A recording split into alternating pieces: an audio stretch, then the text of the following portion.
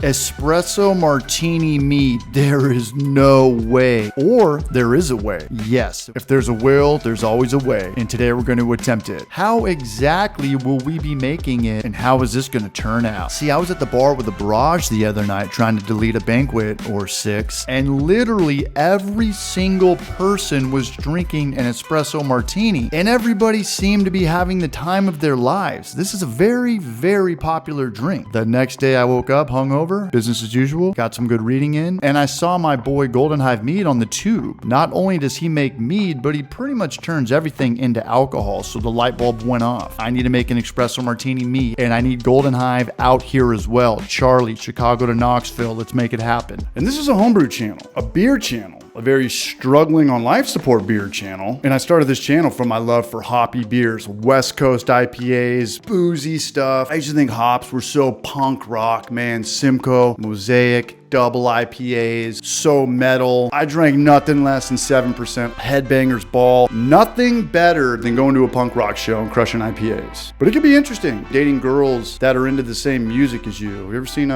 girls that go to punk rock shows? Maybe something went wrong. Maybe daddy missed a couple birthdays or 2. And then I started thinking the girls that go to punk rock shows are kind of on the same vibe as the girls that crush 7% IPAs.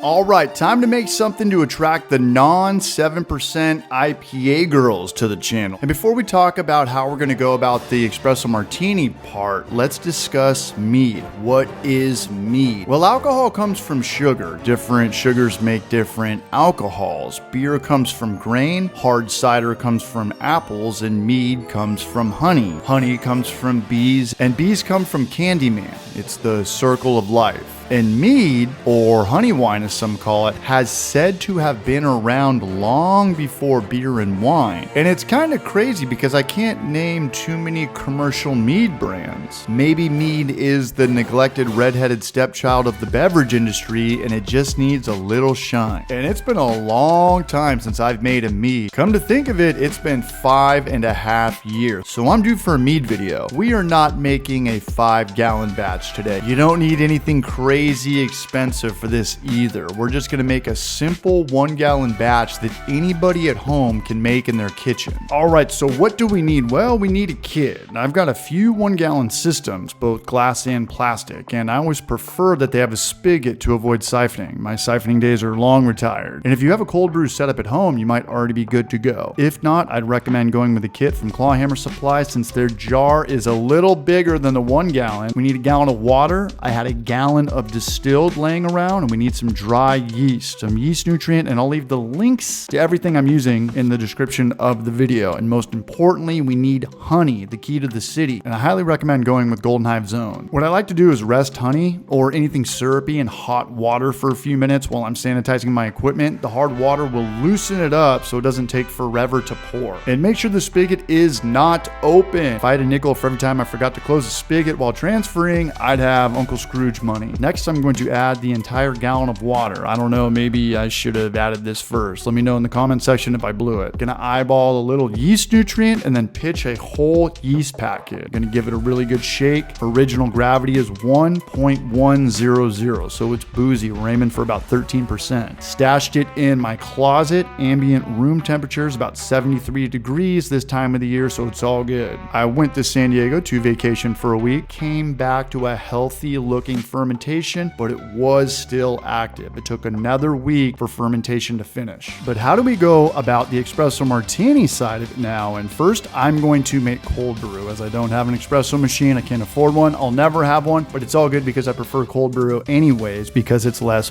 bitter. I like it concentrated, so I do about a 6-to-1 cup ratio, 1 cup ground coffee to 3 pints of water. It's about a half gallon, and I have to make this stuff. You can make it strong and always dilute it. I mean, I can't afford this stuff anymore. I mean, And have you seen the price? You and me, we need to start a cold brew brand. Cold brew sat overnight, looking good. This one's kind of optional. I mean, everything is kind of optional. You watching the video right now is optional. But I did have some vanilla beans, and I want to cut them down the middle, and then I want to chop them up. When making extract, just make sure everything is submerged or you will get mold. If you are in California, use 100 proof vodka. But when we're in the South, we are using this stuff. The bad news is you want to let it sit in the dark for about 6 months. The good news is that I already had one from 6+ months ago. Johnny Hangover, Kahlua, rum and coffee. But first, let's finish this mead out. Gonna add a Camden tablet for sanding agent, amongst other things. And when the activity subsides, I'm gonna toss in 1.5 grams sorbate to stabilize fermentation. I'm gonna talk about more of this at the end too. And now it's time to get a little crazy. I don't really know what I'm doing ratio-wise, but I do know that I can always add, but I can't take away. So I'm gonna go light. 12 ounces cold brew, 1 teaspoon of vanilla extract, and 4 ounces of Kahlua. Here we go. I did forget to talk about gravity readings. OG, you don't really have to get a reading. 3 pounds of honey and 1 gallon of water is gonna set you to 1.1. Boozy. And it's such a small batch, I don't wanna waste any of it taking a reading. A little bit different if you're doing like a 5-gallon batch of beer. 1.000 final gravity gives us about a 13% social sparkler. Got it right here. I'm excited to try it. I wish it was a little bit darker, but I can always add to that. This process took about 2 weeks. It was well worth it. Did I dilute it or make it stronger? I have no clue.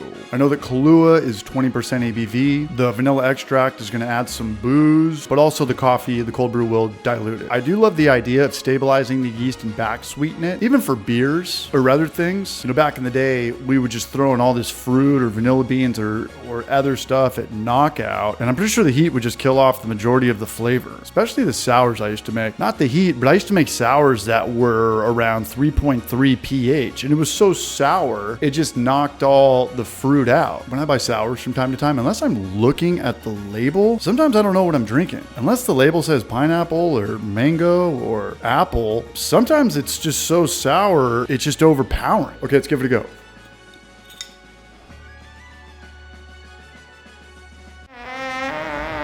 Little sulfury, been here before. You just gotta block out the sulfur, it does go away, and I gotta focus on the taste.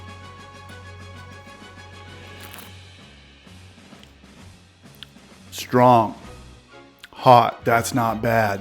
I'm gonna go to the airport and pick up the guys right now. This is a good point of reference. It's hot though, I need to dilute it. I think what I'm gonna do is make more cold brew or just dilute what I already have and then dump that in there. This is actually a 2-part video. I got the boys coming into town right now. We are gonna play around with this recipe a little bit more. I do love espresso martinis. This was fun to make. Be sure to check out Golden Hive Mead on YouTube. The dude has changed the game.